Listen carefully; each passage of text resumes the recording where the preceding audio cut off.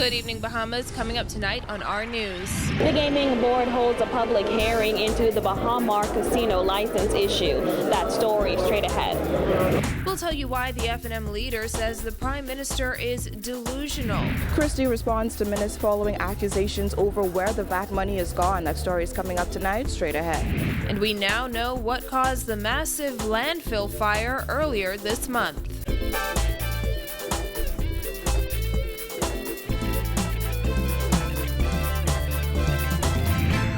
News is brought to you by Alive, the nation's newest and best LTE network. Good to be alive. Welcome to our news and thanks for joining us. I'm Christina McNeil. Topping news tonight, Baha Mar President Graham Davis says they have one more chance to get the project right and won't be taking any risks. He made the passionate statement during a gaming board hearing regarding a casino license for the mega resort. Jasmine Brown reports. The Baha Mar president was the only presenter in this morning's proceedings where he gave an overview of the project as he laid the case for why they should be granted a casino license.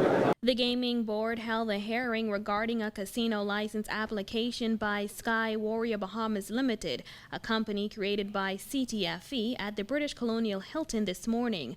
Moments after it wrapped up, he told the press he is confident that they did all they could to get that license. We've presented all the documentation and been given all of the information. We've hired a world-class executive team. We are going through those final stages. We're very confident that we presented all the necessary requirements and meet those requirements to operate the casino here and be open in 21 days. During the hearing that was conducted by Gaming Board Secretary Vernon Scott, Davis hit out at criticisms about the $4.2 billion resort. Critics, including F&M leader Dr. Hubert Minnis, have repeatedly shot down announcements from government and Baha Mar officials that the resort would be open on April 21st. I don't try to play politics, I can tell you that, but I can tell you that I'm a lodging executive for 30 years, and I do know how to open a hotel. And whether some people say that there are no reservations and how can it be opening, they're not in the lodging business. We are. When it comes to the past experiences of opening and not opening and missing your opening dates, anyone that's been in the lodging business knows you don't open until the experience are detailed and exceptional in every way. And if that means that you open with 10 rooms, you open with 10 rooms. Davis says the current Baha Mar owners are determined not to repeat the failures of those who were previously in charge. We thoughtfully open so we don't end up, as was in the past, where we're disappointing and ruining people's vacations and costing millions in lost business, in lost dreams and vacations. We only have one more chance to get it right. And we're not going to take risks. We are going to open in a thoughtful way, and I can assure you that it is real and that we will be opening. But please, don't be discouraged and don't be disappointed. We're not wasting millions in past advertising that never opened a property.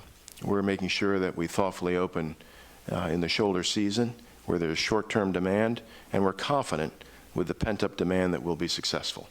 As for the casino, Davis says it's one of the most critical elements of the project. Meantime, gaming board officials declined interviews today, saying they planned on updating the press at a later date. Reporting for our news, I'm Jasmine Brown. In other news, Free National Movement leader Dr. Hubert Minnis says Prime Minister Christie is delusional if he believes anyone bought his explanation of where the value-added tax money has gone. Minnis last night told a packed park of F&M supporters that Christie could have done better. Kyle Joaquin has more in this report. Perry Christie, please say you're sorry for the way you finger our country. It was the soundtrack of the night. Recording artist KB, who has taken the government to task over issues like Carnival, rallying hundreds of F&M supporters last night who came out for their Western New Providence candidate launch on Arawak Key. The F&M leader taking Prime Minister Perry Christie to task mostly for his explanation of where the VAT money has gone. I don't know if you watched him on TV when he was trying to explain that. He looked more confused and worried after his explanation. But Minnis, not satisfied with Christie's explanation, questioned where is a full breakdown. The PLP built no major infrastructure. Where? The VAT money gone. They abandoned Grand Baha Mar and the Family Islands. Where? The VAT money gone. Minnis told FNM supporters it appears the PLP wasted the $1.14 billion gained from VAT and urged Bahamians not to give the party another opportunity to waste more. Christie really is delusional if he believes that anyone is buying his story about the VAT money. The demands for VAT accountability was just one of the pressing issues the FNM leader and the party's candidates for Western New Providence hit on during their launch last night. They tried to perform an act to swing us into believing that the economy was in the best shape in our nation's history. Instead, when the people removed that veil, we discovered that our economy was in fact in the worst shape in our history. Former DNA chairman and now FNM candidate for Fort Charlotte, Mark Hume, said he's on the mission to place that constituency's former MP into retirement.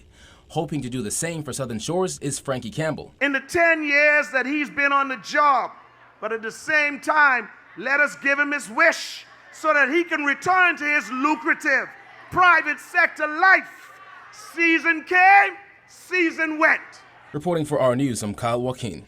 Well, today, Prime Minister Perry Christie responded to those harsh claims made by FNM leader Dr. Hubert Minnis last night. Giorgio Bain reports. Prime Minister Perry Christie has officially responded to the leader of the Free National Movement, Dr. Hubert Minnis, saying that he's gave his best explanation as to where the VAT money is gone, and Minnis is simply trying to mislead the public. According to Christie, Minnis should be more careful when questioning the work of people he hopes to work with in the event that he is the next Prime Minister. The Member of Parliament for Kalani,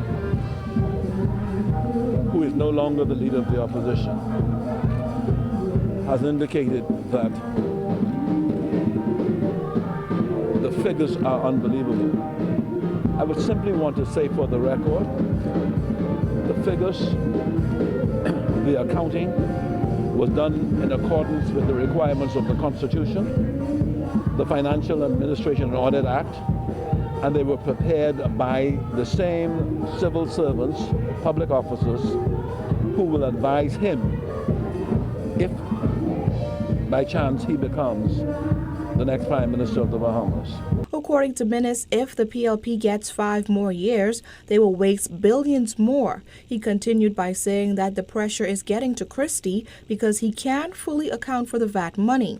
Christie called Minnis' statements careless and irresponsible. When he speaks to the work of public servants, he should not try to denigrate them by being careless and irresponsible about conclusions he's drawing and trying to suggest that they're my figures. They're not my figures.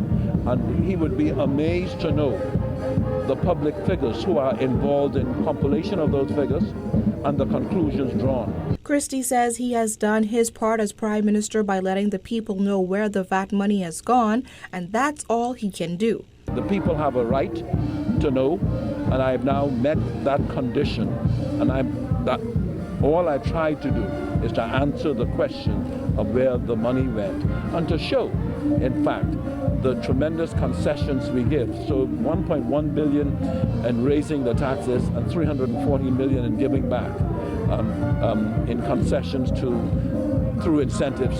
Reporting for our News, I'm Giorgio Bain. The Prime Minister has yet to announce the date for the 2017 general election, but he is encouraging Bahamians to get out and register before it's too late. Christie hinted today outside Palmdale Primary that there is little time left to get registered. The Bahamas is a wonderful country to be in. This is a wonderful experience for me today. I will shortly speak to the people of the Bahamas to indicate to them that they have very, very little time left if they're not registered and they want to vote in the next election. It's a matter of a very short time, and they must think very carefully about whether they want to participate in this election and go and get registered if they're not. Earlier this week, Parliamentary Commissioner Sherlyn Hall said more than 146,000 Bahamians were registered to vote. And we now know what sparked that massive fire at the New Providence landfill, which threatened hundreds of homes in the Jubilee Gardens community and forced the evacuation of residents earlier this month. Minister for Housing and the Environment Ken Dorset says the fire was no accident. Jasmine Brown has more in this report. Nearly a month after the massive fire started, Dorset says investigations by the fire department and the Department of Environmental Health have determined the fire was the result of arson.